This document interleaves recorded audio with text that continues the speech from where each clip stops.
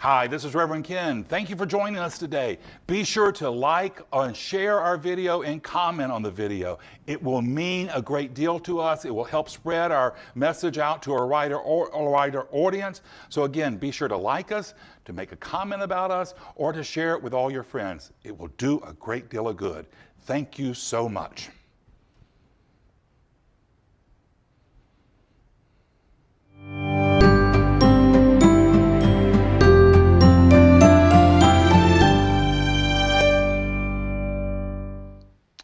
Hello, this is Reverend Ken. So let's begin our service with a reading, and today I'm using my book, Whispers of Heaven, and in it I wrote, "My divine birthright is freedom and eternal goodness. Life gives according to my faith. I lift up my spirit and listen to the song of my soul." So let's use these words of power to encourage us and inspire us in affirmative prayer. I'm going to do this prayer in the first person. Take it in for yourself. Let's say something that works for you. Hold tight to that. Let's say something that doesn't work for you. Just let that part slide by. But just know this truth with me today. There's but one God, one mind, one power. That power is perfect love. It's divine intelligence. And that power is showing up in my life as my greater good. Here today, I turn loose and let go of every negativity. I turn loose and let go of every victimhood. I know I have come to life to experience all of God's goodness. And as I lift my eyes, Spirit rains down blessings upon me. This is my truth. I celebrate this right knowing, and I release this prayer into the mind of God to do its good and perfect, bold and dynamic work, returning to me multiplied abundantly. And together we say, and so it is. My talk title this week is Be the Blessing. Now, some of you may be asking, how can we be a blessing when we're going through such troubled times? It's hard for me to keep my own head above the water. But now is the time for us to step into our power, and now is this time for us to be the blessing for ourselves and those around us. You know, they say that in the darkest of the night is when the candle can be seen the furtherest. It's when the storm is howling the loudest, when the small voice can have authority. This is what happened when Jesus was in the boat with his disciples.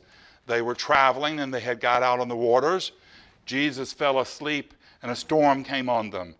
The disciples woke him up and they said, "Master, how can you sleep when we're about to lose our lives?" And he asked them, "Don't you have any faith?" See, they had projected their fears into the future.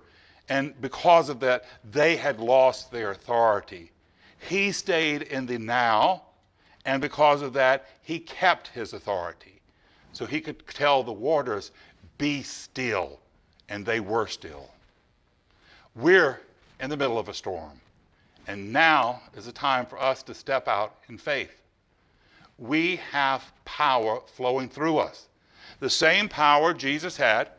He said that what he had done, we could do even greater. And now's the time for us to step into that power so that we can know, we can bring about a better day. You know, even in this time of challenges, there are good things happening.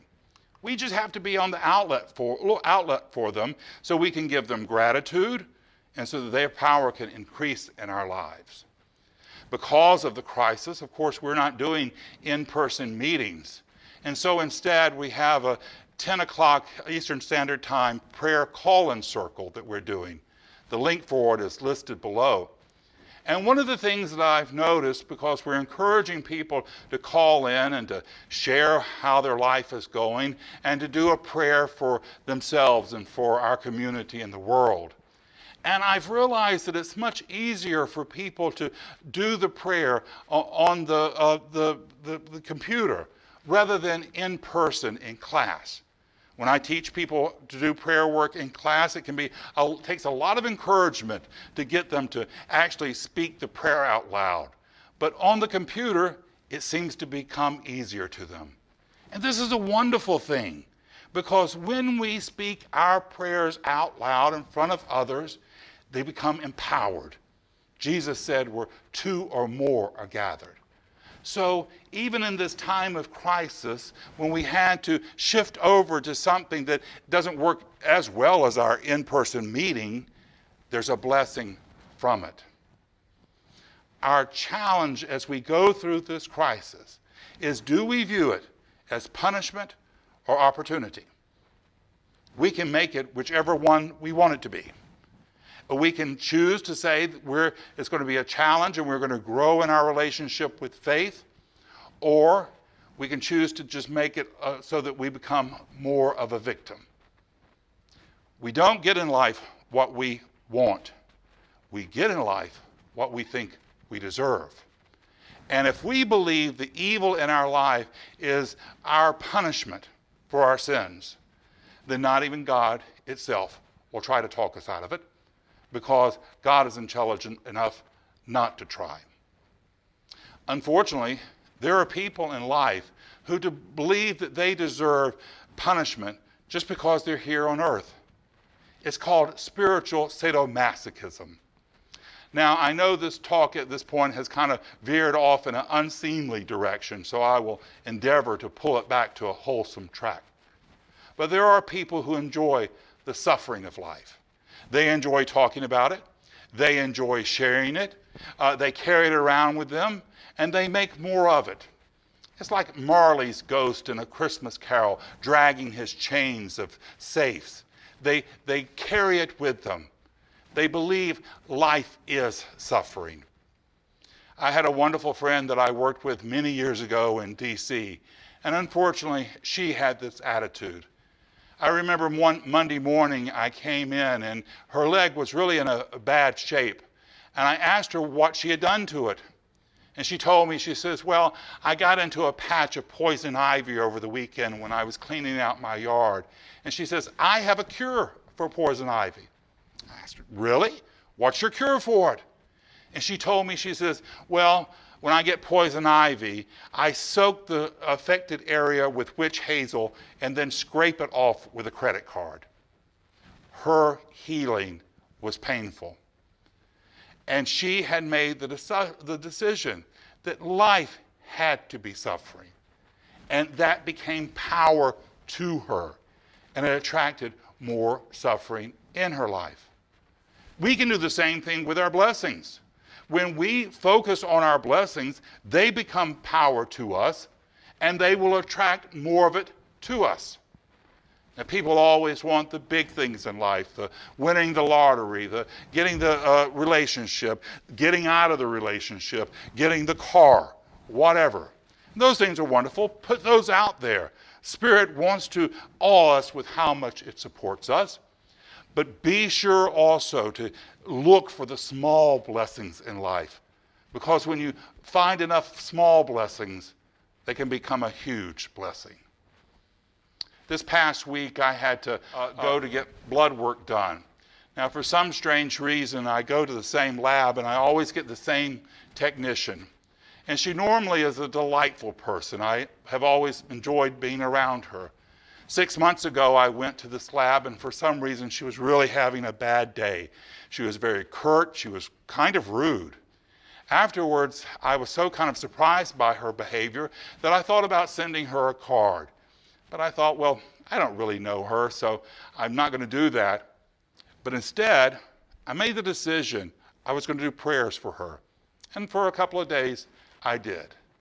This past week, I had to go back, and sure enough, I got the same lab, and I got the same lab technician.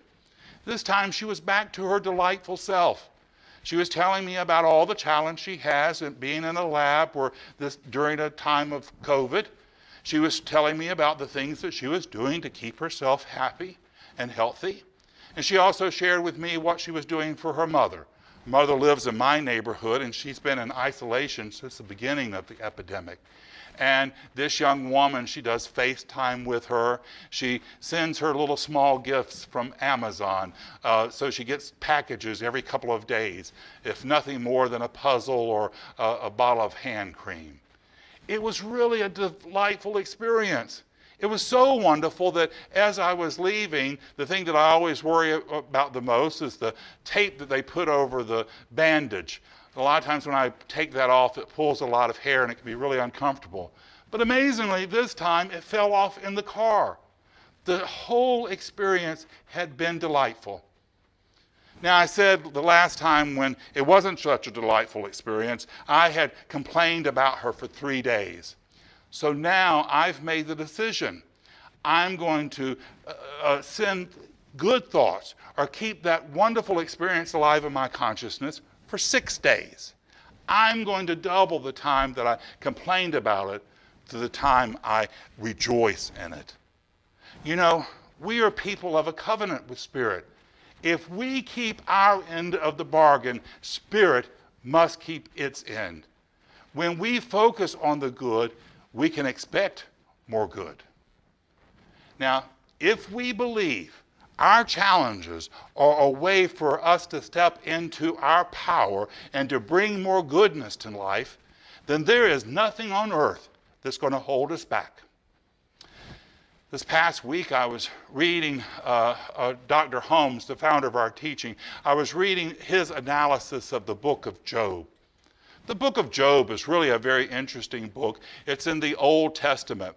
And scholars think it's probably one of the oldest books of the Bible. And they actually think it doesn't originate with the Jewish people, that they probably borrowed it from another tradition. And it has some very sort of interesting elements in it. People have been analyzing it all through history, and it's one of those things that there's just no simple explanation for it. One thing, one of the main characters is Satan, and in it, he is not portrayed as he normally is. He's not the enemy of God in Job. He's more like the inquisitor, or the person who keeps God honest. God in Job doesn't come across very well. He basically uses Job's suffering for his own curiosity. And when Job asks him a very important question, God doesn't reply. And the question that Job asks him is, why is there suffering in the world? God's reply is, mind your own business. Where were you when I started the universe? Who are you to ask me such a question? Now, Dr. Holmes, he analyzed the book, and he said that after much meditation, that what Job had realized was that the Spirit of God was within him, that he had the power to make a difference. Instead of calling for a blessing, he could choose to be the blessing. We are here in life so that God may experience life by means of us. We are here to see Spirit's greater possibilities through our love and our joy and our happiness. We are here so that we may experience all the goodness of life has to offer by means of us. Be the blessing you can be, and you don't know how much good that's going to bring to people around you. Every avalanche starts with one small pebble rolling down a hill. So let us this week, let us make the decision to start an avalanche of love and compassion and kindness for ourselves, for each other, and the world. Let us give up the idea that life has to be suffering, that healing has to be painful. Let us get rid of the witch hazel for once and for all. And let us step into our God power. Now's the time. God has faith in us. And don't be dismayed by the troubles of the world. The storm may be howling loud, but in the calmness of faith, we can walk beside the still waters. And there is where our authority is. There is where our power is. There is where we can step into our God knowing and can look out on the sea of trouble and say, water, be still. This is what we've come to do. Now's the time, and we're up to the task. It's the truth in your life today. It's the truth in mine, and so it is.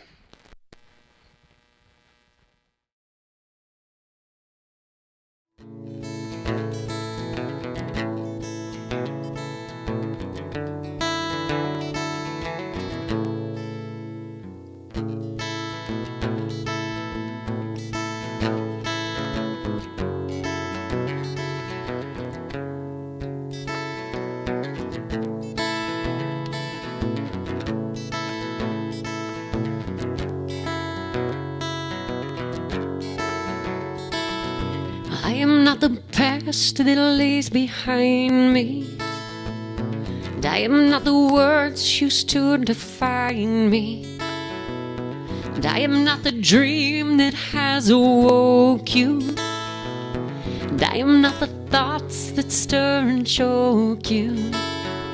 And I'm a passenger of life, be it wrong or be it right, in this body. And I'm changing with every breath until there's simply nothing left, and then I'll do it all again. Can't wait to do it again, my friend. Ooh.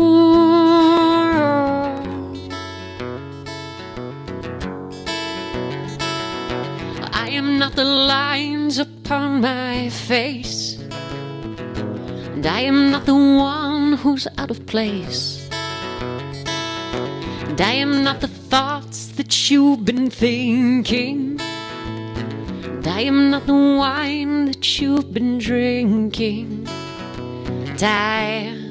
And well, I'm sure beyond a doubt, well, if we knew what it's about, then we'd be laughing.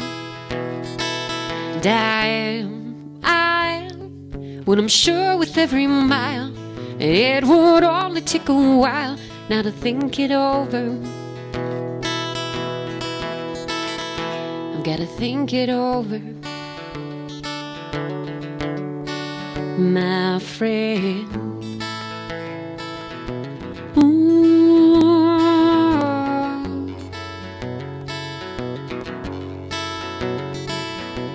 I am not my house, I'm not my home, I am not just flesh and not just bone, and I am not the past that lays behind me, and I am not the words used to define me. And I'm passenger of life, be it wrong or be it right, in this body. And I'm changing with every breath until there's simply nothing left, and then I'll do it all again. Can't wait to do it again, my friend.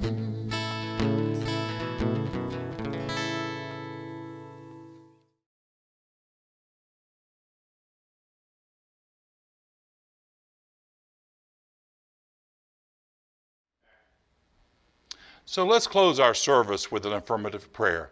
So join with me now in these words of wisdom, and know this truth with me now. There is but one God, one mind, one power. Power is perfect love, it's divine intelligence.